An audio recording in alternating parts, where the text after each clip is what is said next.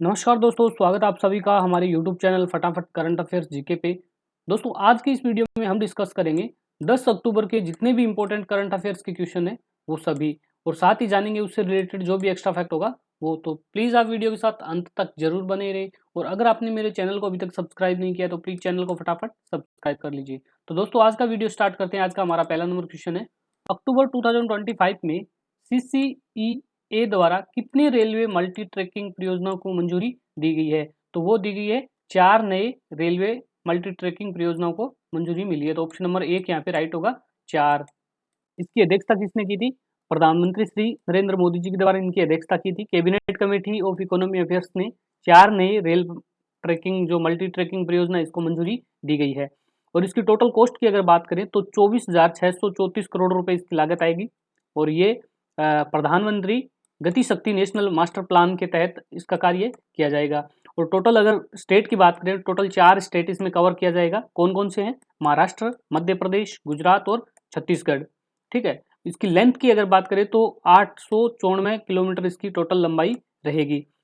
और कनेक्टिविटी में ये 3,633 गाँवों को जोड़ेगा, जिसमें 18 डिस्ट्रिक्ट रहेंगे। ठीक है। और हमारे रेल मंत्री कौन है? केंद्रीय रेल मंत्री है अश्विनी वैष्णव। और इनके पास संचार एवं इलेक्ट्रॉनिक और सूचना प्रौद्योगिकी मंत्री भी यही है, अश्विनी वैष्णव। और इनकी राज्यसभा की अगर हम बात करें तो ये राज्यसभा सदस्य है उड़ीसा से। नेक्स्ट क्वेश्चन है, इंडिया एआई इम्पैक्ट समिट 2026 के लोगो को किसने डिजाइन किया है? तो इसके लोगो को डिजाइन किया है अजीत पी सुरेश ने। तो ऑप्शन नंबर 2 यहाँ पे राइट होगा, अजीत पी सुरेश। और इंडिया एआई इम्पैक्ट समिट 2026 है, इसका आयोजन कब किया जाएगा? तो इसका आयोजन किया जाएगा 19 से 20 फरवरी 2026 को। कहाँ पे होगा? भारत मंडप, नई दिल्ली में। और ये जो लोगो डिजाइन किया गया है, ये प्रतियोगिता माई गवर्नमेंट प्लेटफॉर्म पर आयोजित की गई थी। कब की गई थी? 28 मई से 30 जून 2025 तक इसका आयोजन किया गया था। टोटल 599 लोगो प्राप्त हुए थे। ठीक है, जिसमें से विजेता रहे श्री अजीत पी सुरेश। और इसका चयन किसने किया है? Ministry of electronic and IT की इमर्जिंग टेक्नोलॉजी टीम है, उसके द्वारा इनका चयन किया गया है, जिसमें विजेता अजीत पी सुरेश रहे हैं। नेक्स्ट क्वेश्चन है, आईआईटी मद्रास और भारतीय नौसेना के बीच एमओयू किस क्षेत्र में साइन किया गया है? तो ये किया गया है नौसैनिक तकनीकी और महासागर संरचना अनुसंधान के लिए। तो ऑप्शन नंबर 3 यहाँ पे राइट होगा, नौसैनिक तकनीकी और महासागर संरचना अनुसंधान। ठीक है। आईआईटी मद्रास और भारतीय नौसेना के बीच जो समझौता हुआ है, इससे क्या फायदा रहने वाला है? तो वो है नौसैनिक तकनीकी, महासागर संरचना, उन्नत इंजीनियरिंग और उनके जो भी समाधान है उनको सहयोग को बढ़ावा देना ही इनका प्रमुख उद्देश्य रहेगा। और ये कहाँ पे किया गया है? आईआईटी मद्रास परिसर, चेन्नई, तमिलनाडु में इसका समझौता साइन किया गया है। और किसने किया है साइन? तो वो है ब्रिगेडियर राजेश कोल, वरिष्ठ उप महानिर्देशक है। और आईआईटी मद्रास के प्रोफेसर है अश्विनी महालिंगम। इनके बीच में ये साइन किया गया है।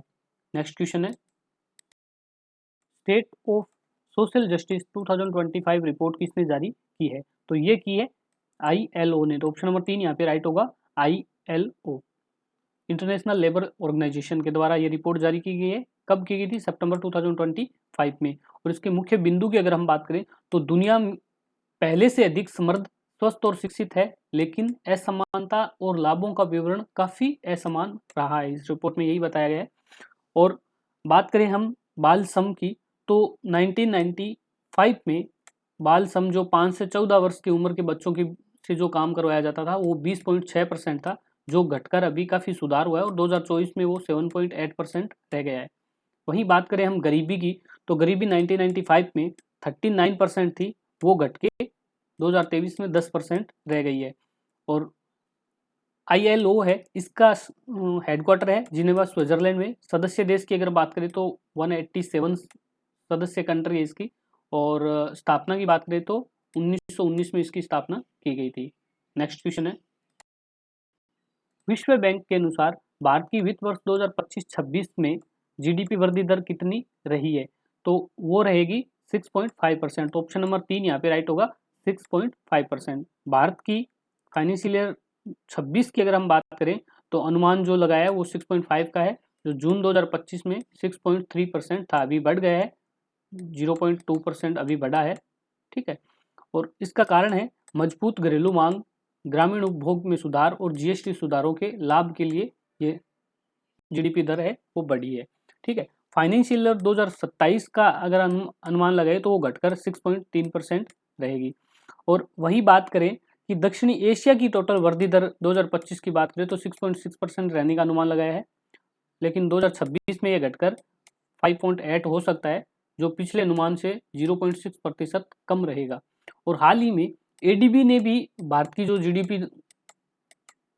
जीडीपी दर बताई है वो कितनी बताई है, 6.5%। नेक्स्ट क्वेश्चन है, एनपीसीआई ने अक्टूबर 2025 में कौन सी अपनी नई सहायक कंपनी लॉन्च की है, तो वो की है एनटीएसएल। तो ऑप्शन नंबर 3 यहाँ पे राइट होगा, एनटीएसएल। एनपीसीआई की सहायक कंपनी है ये। भारत में एनपीसीआई है national payment corporation of India, जो भारत में रिटेल पेमेंट और सेटलमेंट सिस्टम को नियंत्रित करने वाला संगठन है, जिसने अपनी नई तकनीकी सहायक company NPCI teach solution limited को लॉन्च किया है, जिसका मुख्य उद्देश्य होगा जो वित्तीय तकनीकी है उनके क्षेत्र में नए नए प्रयोग करना और उनको बढ़ावा देना, इनका मुख्य काम रहेगा। और इसका हेडक्वार्टर रहेगा मुंबई, महाराष्ट्र में। ठीक है, बात करें एनपीसीआई की, तो एनपीसीआई की स्थापना कब हुई थी, एनपीसीआई की स्थापना हुई थी आरबीआई और इंडियन बैंक एसोसिएशन ने संयुक्त पहल से 2008 में इसकी स्थापना की गई थी। Payment and settlement system act 2007 के अनुसार इसकी स्थापना की गई थी।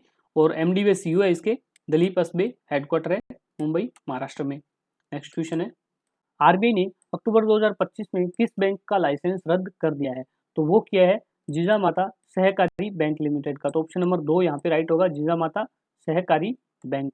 ठीक है, ये कहाँ पे स्थित है, सतारा में स्थित है। सहकारी बैंक था ये, जिसका लाइसेंस अभी बैंक ने रद्द कर दिया है, आरबीआई ने। क्यों कर दिया है, क्योंकि उसकी खराब वित्तीय स्थिति, बैंकिंग रेगुलेशन एक्ट 1949 के तहत नियमों का उन्होंने पालन नहीं किया था, जिसकी वजह से 7 अक्टूबर 2025 को उनके लाइसेंस को आरबीआई ने रद्द कर दिया है। और अगर किसी बैंक का लाइसेंस रद्द होता है तो डिपॉजिटर का जो टोटल इंश्योरेंस डीआईसीजीसी द्वारा प्रोवाइड करवाया जाता है, मैक्सिमम कितना लिमिट रहता है, तो वो रहता है 5 लाख। ठीक है, नेक्स्ट क्वेश्चन है, विश्व कपास दिवस है हर साल कब मनाया जाता है, तो विश्व कपास दिवस है हर साल मनाया जाता है 7 अक्टूबर को। तो ऑप्शन नंबर 1 यहाँ पे राइट होगा, 7 अक्टूबर। और विश्व कपास दिवस के वैश्विक महत्व, सतत उत्पादन और किसानों के जीवन स्तर को उजागर करने के लिए ही ये विश्व कपास दिवस हर साल मनाया जाता है। और फर्स्ट टाइम कब मनाया गया था, 2019 में ये फर्स्ट टाइम मनाया गया था। और भारत है वर्ल्ड में कॉटन प्रोडक्शन में दूसरे स्थान पर है। अभी बात करते हैं अक्टूबर 2025 के जो इम्पोर्टेंट डेज है उनके बारे में। तो 1 अक्टूबर है, उस दिन मनाया जाता है इंटरनेशनल कॉफ़ी डे। और अंतर्राष्ट्रीय वृद्धजन दिवस 1 अक्टूबर को मनाया जाता है। 2 अक्टूबर को गांधी जयंती, 4 अक्टूबर को वर्ल्ड एनिमल डे, विश्व पशु दिवस के रूप में मनाया जाता है। और 5 अक्टूबर को मनाया जाता है विश्व शिक्षक दिवस। और 5 सितंबर को मनाया जाता है, 5 सितंबर को राष्ट्रीय शिक्षक दिवस के रूप में मनाया जाता है। 6 अक्टूबर को मनाया जाता है विश्व आवास दिवस। और 7 अक्टूबर को वर्ल्ड कॉटन डे के रूप में मनाया जाता है। तो दोस्तों, आज का वीडियो हमारा यहीं पे समाप्त होता है। आपको वीडियो कैसा लगा प्लीज़ कमेंट बॉक्स में ज़रूर बताएं। और अगर आपने मेरे चैनल को अभी तक सब्सक्राइब नहीं किया तो प्लीज़ चैनल को फटाफट सब्सक्राइब कर लीजिए। धन्यवाद।